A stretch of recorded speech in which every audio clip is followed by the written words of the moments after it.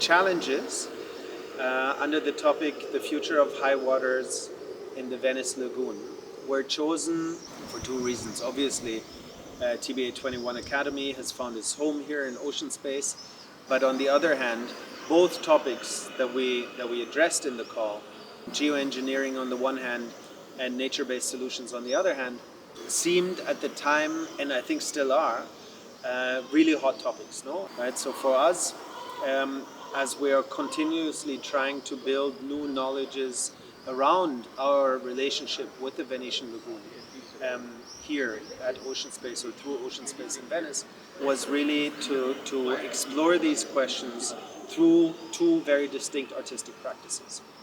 I'm Leonor Serrano Rivas. And I'm Diego Velas. We are artists, architects, and researchers. And for the last 6 months, we've been working in Venice on a project called Breathings of the Moon. For this first part of the project, which is called Breathings of the Moon Expedition, we're presenting a time-based performance in which is going to be a storyteller that drags you into a boat. We have designed a canopy that hides you from the city, and inside the boat there's an instrument for imagination. We've been looking and researching into the tidal rhythms and movements within the canals of the city, and we've been mainly trying to translate those into this instrument and apparatus in which you are supposed to be looking at the relationship between the city and the waters in a different way. What attracted us to this challenge was that already the call has had all the ingredients for a piece of storytelling.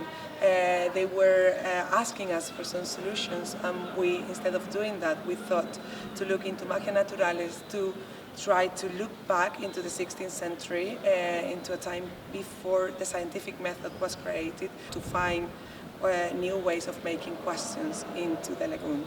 What we have learned during this challenge about the ocean and the lagoon resources is that on a moment where logic has failed, we have to place imagination in the center.